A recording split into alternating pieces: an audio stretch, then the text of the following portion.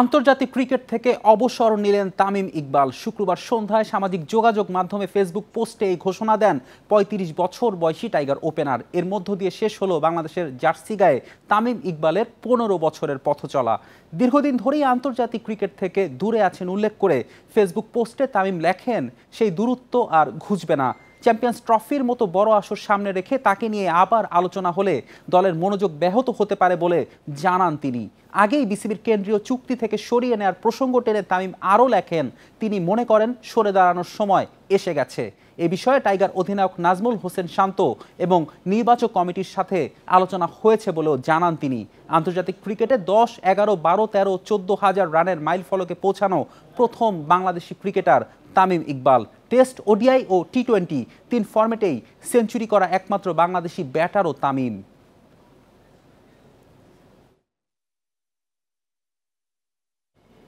বিপিএলে তামিম ইকবাল অ্যালেক্স হেলসের বিতর্ককে সিরিয়াস করে দেখার কিছু নেই বলছেন জাতীয় দলের সাবেক অধিনায়ক মিনহাজুল আবেদিন নান্নু। ক্রিকেটে এমন ঘটনা স্বাভাবিক বলছেন তিনি। এদিকে এমন আচরণে জরিমানা গুনতে হচ্ছে তামিম ইকবালকে। শাস্তি হিসেবে এক ডিমেরিট পয়েন্ট পেয়েছেন ফরচুন বরিশাল অধিনায়ক। সিলেটে রংপুর বরিশাল শ্বাসরুদ্ধকর লড়াই শেষ হতেই ম্যাচের উত্তাপ রূপ নেয় উত্তেজনায়। তামিমকে উদ্দেশ্য করে হেলসের আপত্তিকর শরীরী ভাষায় বিতর্কের শুরু। মেজাজ হারিয়ে বরিশাল অধিনায়কের তেড়ে যাওয়া তখন আলোচনার কেন্দ্রে।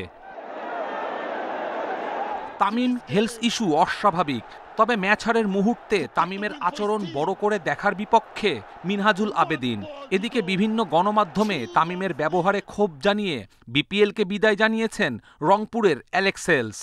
এটা হতে পারে, এটা তো ইমোশনালি অনেক কিছু কাজ করে। এটা আমার খেলার সময় আমারও এরকম হতো।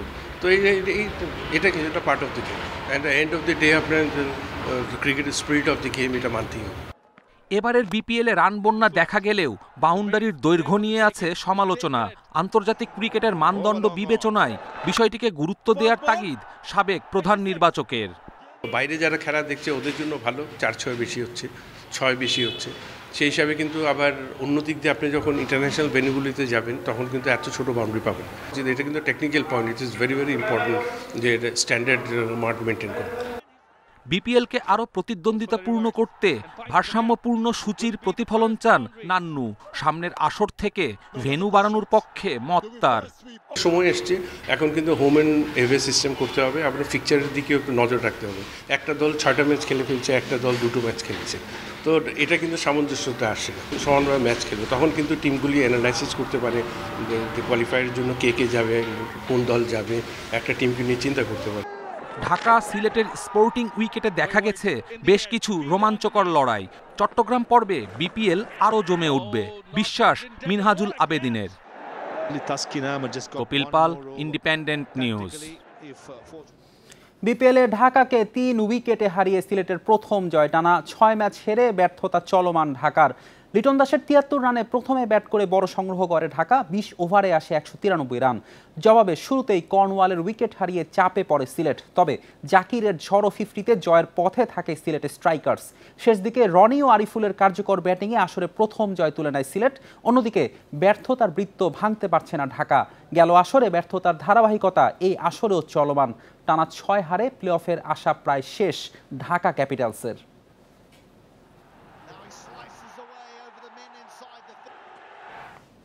বিপিএলে দিনের প্রথম ম্যাচে খুলনাকে ২৮ রানে হারিয়ে দ্বিতীয় জয় পেল রাজশাহী। ১৭৯ রানের টার্গেটে নেমে ৩ বল বাকি থাকতে ১৫০ রানে গুটিয়ে যায় মিরাজের খুলনা।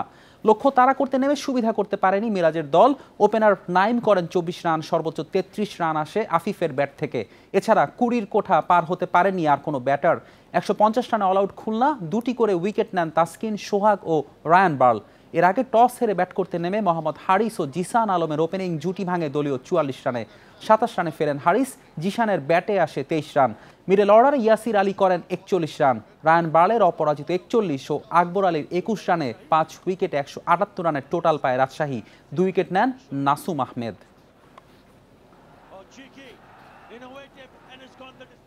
ভুল শুধরে নিজেকে বদলেছেন শামীম পাটোয়ারি। ব্যাটিং টেকনিকে পরিবর্তন এনেছেন। সাহসী ব্যাটিংয়ে উইন্ডিজে সিরিজ জিতিয়েছেন। আপাতত টি-20তে পুরো মনোযোগ। বিপিএলে উইকেটের প্রশংসা করেছেন শামীম। জাতীয় দলে অনিয়মিত শামীম পাটোয়ারি, ধারাবাহিকতার অভাবে গেল 4 বছরে বাদ পড়েছেন 2 দফায়, খেলতে পারেননি সবশেষ 2 টি-20 বিশ্বকাপ। উইন্ডিজ সফরে রঙিন প্রত্যাবর্তন শামীমের, 2 ম্যাচে খেলেন কার্যকরী ইনিংস। শটের বৈচিত্র্যের নজর কাড়েন সবার। ভালো সময় যেরকম থাকতে চেষ্টা করি, খারাপ সময় ওরকম থাকার ট্রাই করি। আর যখন টিমের বাইরে ছিলাম ওই তো আমার কাজ ছিল প্র্যাকটিস করা, ভালো করা, কিভাবে সুযোগগুলো আমি কাজে লাগাবো, অপরচুনিটি, আর ওইটাই কাজে লাগাইছি। বিপিএলও ধারাবাহিক শামীম, ব্যাটিং করছেন প্রায় 200 স্ট্রাইক রেটে, ভালো উইকেটে আরো আগ্রাসী হতে চান। টি-20 যেই টাইপের খেলা হয়, ভালো উইকেট অবশ্যই দরকার আমাদের, কারণ না হলে স্টাফ আমাদের, কারণ আগে এরকম উইকেট ছিল না সত্যি কথা বলতে। সো যত ভালো উইকেট হবে আমাদের জন্য ভালো, আমরা ভালো কিছু শিখতে পারবো, ভালো শর্টসও খেলতে পারবো এক্সট্রা। 4 ওয়ানডে খেলেও নিজেকে প্রমাণে ব্যর্থ, টি-20তে ভালো করছেন, ভিন্ন ফরম্যাট নিয়ে কি ভাবনা?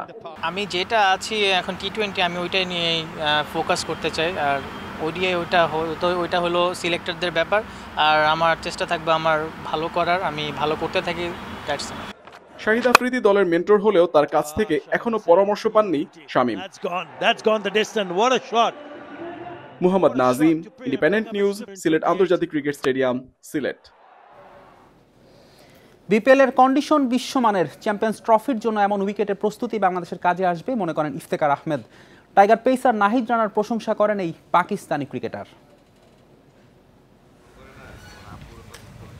বিপিএল এর মান নিয়ে প্রশ্ন থাকলেও বিদেশিদের কাছে এই টুর্নামেন্টের গুরুত্ব অনেক, জাতীয় দলে সুযোগ পাওয়ার পথ তৈরি করে, যার সুফল পেয়েছেন ইফতিখার। এখানে ভালো করে পাকিস্তান দলে কামব্যাক করেছি। বিপিএল আমার জন্য অনেক লাকি, দারুণ একটি পেশাদার লিগ, দিন দিন অনেক উন্নতি করছে। রংপুর বরিশালের সবশেষ ম্যাচ ইফতিখারের দেখা অন্যতম সেরা। সোহানের অতিমানবীয় পারফরম্যান্সও নজর কেড়েছে তার। 26 রান চেস করনা, শেষ ওভারে 26 রান নিয়ে দলকে জেতানো আমার দেখা অন্যতম সেরা ঘটনা। যে কোনো কন্ডিশনে এটা কঠিন কাজ, আমার দেখা অন্যতম সেরা ফিনিশিং। সামনে চ্যাম্পিয়ন্স ট্রফি, পাকিস্তান আরব আমিরাতের কন্ডিশনের মতোই প্রস্তুত হয়েছে বিপিএল এর উইকেট। বাংলাদেশের পরিকল্পনার প্রশংসা করেছেন ইফতিখার। কন্ডিশন ব্যাটারদের পাশাপাশি বোলারদের জন্যও সহায়ক। স্পোর্টিং উইকেটে খেলে অভ্যস্ত হলে চ্যাম্পিয়ন্স ট্রফিতে বাংলাদেশের ভালো করার সম্ভাবনা বাড়বে। টাইগার পেস ইউনিটে মুগ্ধ ইফতিখার, বিশেষ করে নাহিদ রানার গতির প্রশংসা করেন পাকিস্তানি এই ক্রিকেটার। আমার কাছে নাহিদ রানা দুনিয়ার সেরা বোলার। 150 কিলোমিটার গতিতে বোলিং সহজ না। আজিজুল তামিম, ইকবাল ইমনদের মধ্যে বাংলাদেশের ভবিষ্যৎ তারকা হওয়ার সম্ভাবনা দেখেন ইফতেখার। মুহাম্মদ নাজিম, ইন্ডিপেন্ডেন্ট নিউজ, সিলেট আন্তর্জাতিক ক্রিকেট স্টেডিয়াম, সিলেট। হামজা চৌধুরী আশায় এখন আরও আত্মবিশ্বাসী জাতীয় ফুটবল দল, বলছেন ডিফেন্ডার তপু বর্মন। লেস্টার সিটির এই তারকার অন্তর্ভুক্তিতে এশিয়ান কাপ বাছাই ও সাফে ভালো করার সুযোগ দেখছেন তিনি। আর কোচ হিসেবে হাভিয়ার কাবরেরা থাকা দলের জন্য ইতিবাচক মনে করেন তপু। 2024 সাল প্রত্যাশিত যায়নি জাতীয় দলের, এবছর সেই আক্ষেপ ঘোচানোর সুযোগ আছে এশিয়ান কাপ বাছাই ও সাফে ভালো করে। কাজটা কঠিন, তবে হামজা চৌধুরীর মানের ফুটবলার থাকায় আত্মবিশ্বাসী ডিফেন্ডার তপু বর্মন। ওর যেই স্ট্রাকচার এবং ক্যাপাবিলিটি, এটা আমাদের টিমের জন্য অনেক পজিটিভ একটা সাইড এবং পজিটিভ ব্যাপার। ইন্ডিয়ার সাথে আমাদের খেলা পড়েছে এবং সিঙ্গাপুর, হংকং, তো এই তিনটা দেশ আমরা আমাদের সেরাটা যদি দিতে পারি, ডেফিনেটলি আমাদের চান্স আছে। আনুষ্ঠানিকভাবে এখনও কোচের নাম ঘোষণা করেনি বাফুফে, তবে কাবরেরার থাকার ইঙ্গিত মিলেছে, যাকে তপু দেখছেন ইতিবাচক হিসেবে। সে যদি সাইন করে নতুন করে, ডেফিনেটলি এটা ব্যাপার পজিটিভ ব্যাপার, কারণ সে অলরেডি 3 বছর ধরে কাজ করে। আমার কাছে মনে হয় যে সে যদি আমাদের টিমে থাকে তাহলে দেখেন আপনার সহজ হবে আমাদের জন্য তাকে বোঝা, এবং সে আমাদেরকে ভালোভাবে বুঝতে পারবে। জাতীয় দল পেতে যাচ্ছে নতুন পৃষ্ঠপোষক ও কিট পার্টনার, দ্রুতই ঘোষণা আসতে পারে বাফুফে থেকে। এতে ফুটবলারদের ভালো করার তাড়না আরও বাড়বে বলে মনে করেন তপু। অনেক বছর পরে দেখলাম যে স্পন্সরশিপ আসতেছে বাংলাদেশ ফুটবল টিমের জন্য, এটা আমার কাছে মনে হয় খুবই পজিটিভ একটা ব্যাপার। আর এটাকে আমাদের মোটিভেশন হিসাবে নিতে হবে এবং পারফর্ম করে আরও বেশি যে আগ্রহ, স্পন্সরশিপের জন্য যেন আগ্রহ জাগে বাংলাদেশ ফুটবলের জন্য। ঘরোয়া ফুটবলে এখন ব্যস্ত সময় পার করছে জাতীয় দলের ফুটবলাররা।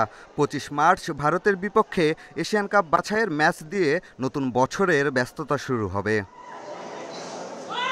পিয়াস সাহা, ইন্ডিপেন্ডেন্ট নিউজ, ঢাকা। এই ছিল আজকের যত খেলায় আমন্ত্রণ আমাদের পরের আয়োজনে।